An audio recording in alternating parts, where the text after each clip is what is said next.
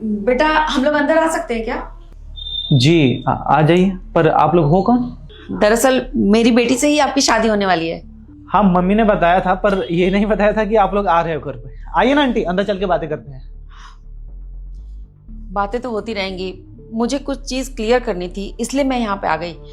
आपको मेरी बेटी से शादी करनी है ना, तो आप देख लो, यही मेरी बेटी है और ये हैंडीकैप्ड है, ये चल फिर नहीं सकती। पर मुझे तो इसके बारे में कुछ पता ही नहीं था। मम्मी ने मुझे ज़्यादा कुछ बताया ही नहीं। उन्होंने बोला कि तुम्हारे लिए एक अच्छी लड़की देख चुके हैं और आप लोग यहाँ पे आ रहे हो, ये भी चीज़ें मुझे पता नहीं था। ये तो बस अभी आप बता रहे हैं। हाँ, और एक सच्चाई मैं तुमको और बताना चाहती हूँ, जिसे सुनकर शायद तुम्हारे पैर के नीचे से जमीन भी खिसक जाए। मेरी बेटी शादीशुदा है और ये जो लड़की है ये इसी की बच्ची है। तो आंटी शादीशुदा है जब आपकी बेटी, तो फिर हमसे किस चीज़ का रिश्ता करने आए हो आप? दरअसल जो मेरी बेटी के पति थे उनकी डेथ हो चुकी है और अब मैं अपनी बेटी की शादी करना चाहती हूँ ताकि दोबारा इसका घर बस जाए और ये अपने घर में खुश रहे। मैंने बहुत जगह पे कोशिश की, बहुत सारे लड़कों से बातचीत की शादी के लिए इसकी। पहले तो सब रेडी हो जाते हैं और जब मैं अपनी बेटी को उनके सामने लेके जाती हूँ तो वो मना कर देते हैं। अब जैसे अभी आपने देखा कि मेरी बेटी हैंडीकैप्ड है, हो सकता है आप भी मना कर दो। नहीं आंटी, ऐसी कोई बात नहीं है। मुझे तो ये सब चीज़ें पता नहीं था आंटी। हम कुछ भी डिसीजन नहीं ले सकते हैं। हमारे घर में जो भी डिसीजन लेते हैं हमारे मम्मी पापा लेते हैं, और अगर वो डिसीजन ले लिए हैं कि हमारी शादी आपकी ही बेटी से होगी तो आपकी ही बेटी से होगी, इसमें कोई भी संदेह नहीं है। आप बेझिझक रहिए।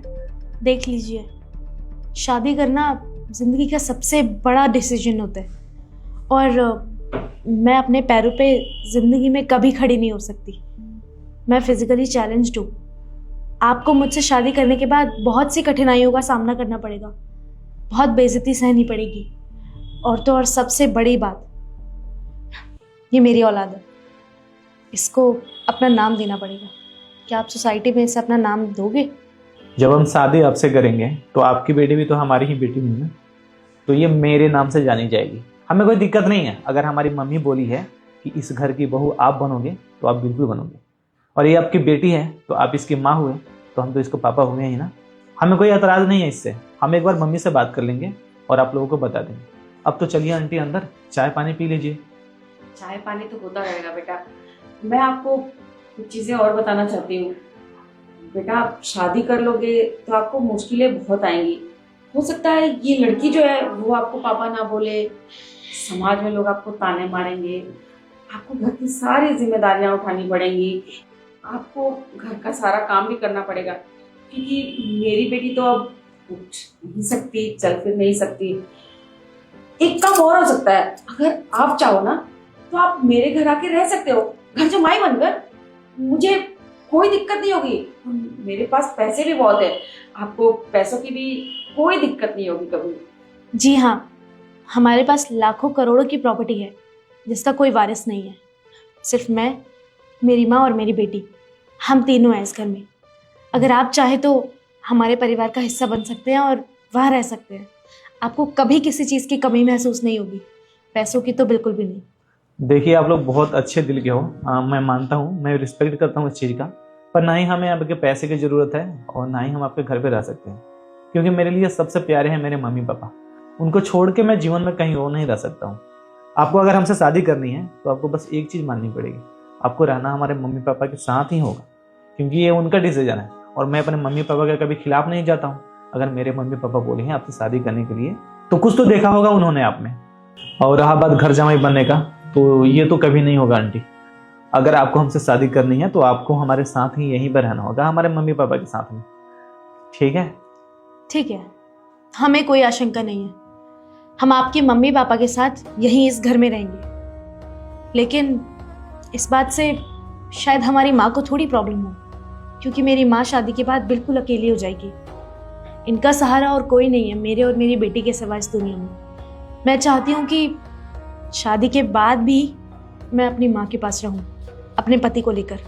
क्या आप हमारे साथ घर जमाई बनकर चलेंगे?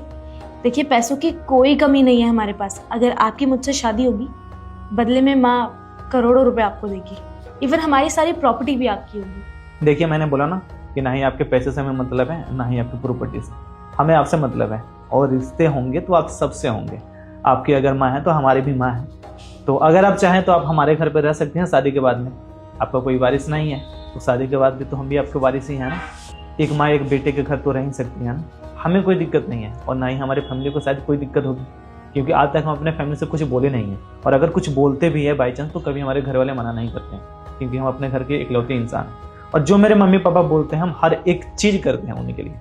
तो मैं अगर बोलूँगा कि आप हमारे घर रहोगे तो हमारे मम्मी पापा को और खुशी होगी इस बात से, हमारी फैमिली बड़ी हो जाएगी। इससे बड़ी खुशी के बाद और क्या है। पर आप देख लो, ये लाइफ टाइम की बात होती है। आप कहीं दबाव में आके या अपने मम्मी पापा के कहने पे आके हैंडीकैप लड़की से शादी करोगे और कल को मेरी बेटी को छोड़ दोगे तो मुझे बहुत तकलीफ होगी।